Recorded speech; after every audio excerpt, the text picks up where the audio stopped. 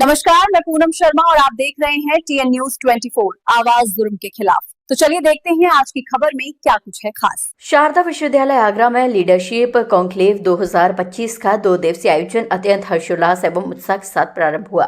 कार्यक्रम के पहले दिन देश के उद्योग, शिक्षा एवं प्रशासन जगत की कई प्रतिष्ठित हस्तियों की गरिमामयी उपस्थिति रही, जिन्होंने अपने प्रेरक विचारों से विद्यार्थियों को नेतृत्व, नवाचार और सामाजिक उत्तरदायित्व के महत्व से अवगत कराया। मुख्य अतिथि अवनीश कुमार अवस्थी, सलाहकार मुख्यमंत्री उत्तर प्रदेश, ने विद्यार्थियों को संबोधित करते हुए कहा कि लीडरशिप का अर्थ केवल पद या अधिकार नहीं बल्कि जिम्मेदारी है, जो दूसरों को प्रेरित कर उनके जीवन में बदलाव लाता है, वही सच्चा नेता है।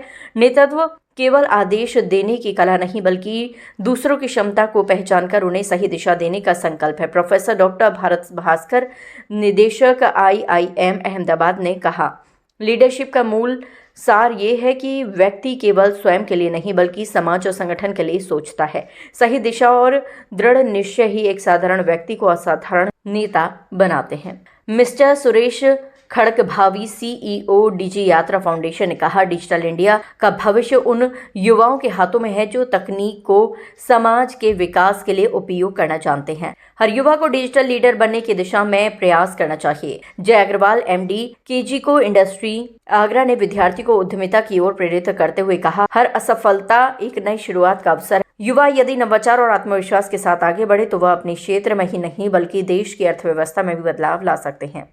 आगरा से कयूम कुरैशी की रिपोर्ट।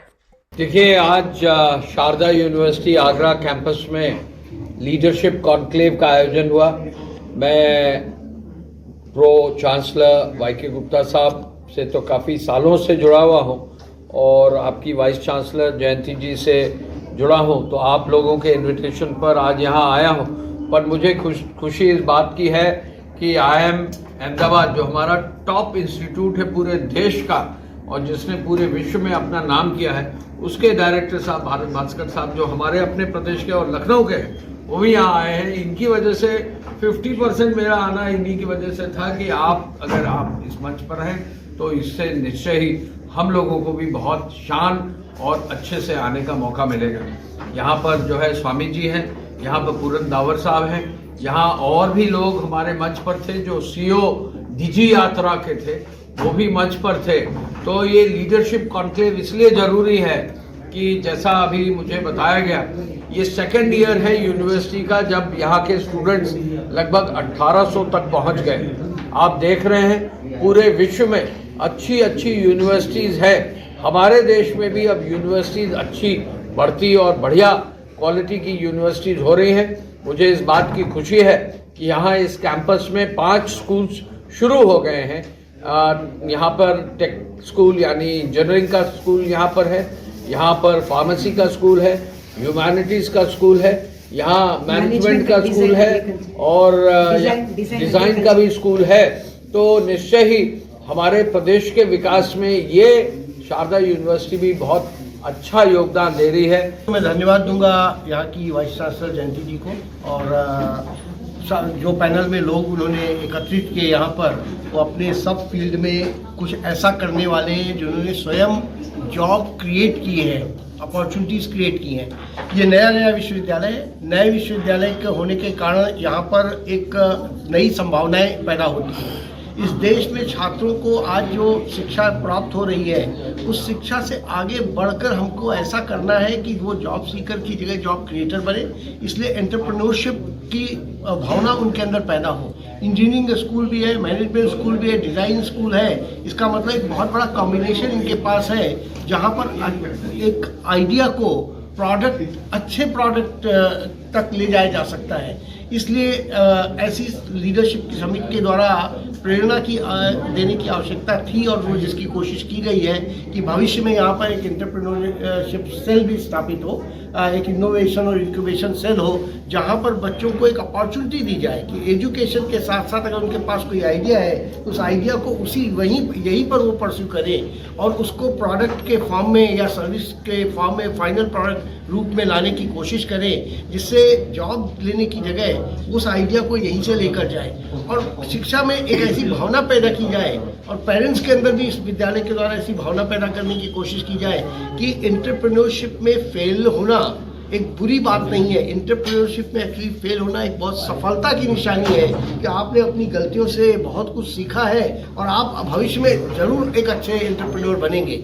और दूसरा मैं कहूँगा कि इसको भावना को लाने के लिए जैसा हमने IIM अहमदाबाद में किया है, मैं चाहूँगा कि अच्छी यूनिवर्सिटी अपने यहाँ से स्थापना करें कि हम अपने बच्चों को अब कहते हैं कि आप प्लेसमेंट से अगर नहीं भागीदारी करते, हम अगले 2 साल तक अपने प्लेसमेंट का आपको हिस्सा रखेंगे।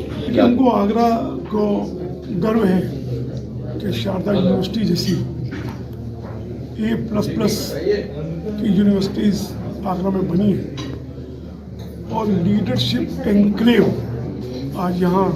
मुझे लगता है कि छात्रों की जो दिशा है, जो अब तक सिर्फ जॉब ओरिएंटेड है, सिर्फ उसको नौकरी ढूंढनी है, उस दिशा को बदलने का प्रयास है। क्योंकि जॉब्स अगर नौकरियां अगर देखी जाएं तो वाइट कॉलर जॉब मात्र 7% है। तो 93% को अगर जॉब के लिए अगर वो एजुकेशन का अर्थ ये समझता है कि उसको सिर्फ नौकरी चाहिए, तो 93% को निराशा हाथ में लगने वाली है। आज ये इसके एक मैसेज देने का ये प्रयास किया गया कि एजुकेशन जॉब के लिए नहीं है। जैसा बताया आपने, जॉब सीकर नहीं बनना, वो जॉब क्रिएटर बनना है। जो और भारत संभावनाओं का देश है। इतनी संभावनाएं भारत में है कि भारत की तरफ पूरा विश्व देख रहा है। तो हम पहले अपने घर से शुरुआत करें। अपने जो छोटे छोटे काम हैं, जैसे कहते हो कि उसका जॉब घर में नहीं था, घर में खेती का काम होगा, खेती में नाई का काम होगा, किसी का कपड़े धोने का धोबी का काम होगा। उन कामों को सम्मानजनक पढ़ लिख के कैसे बनाया जा सकता है, स्केल अप कैसे किया जा सकता है, उसी काम को धोबी को भी आज धोबी.com बना करके उसने आज 40 जिलों में एक अपना आयरन करने का काम शुरू कर दिया। इसी तरह से कोई भी छोटा से छोटा काम हो, उसको घर का जो छोटा सा काम है जो उनको विरासत में मिला है, मैंने ये कहा कि अगर हम उसी को नहीं बदल सकते तो मेरे काम को कैसे बदलेंगे। तो उसको अपने घर से शुरुआत करनी है। सबसे पहली अगर सेवा देनी है, पढ़ लिख करके अगर ये सेवा दे रहा है तो पहले अपने काम को दे, अपने घर के काम को दे, उसे उठाएं।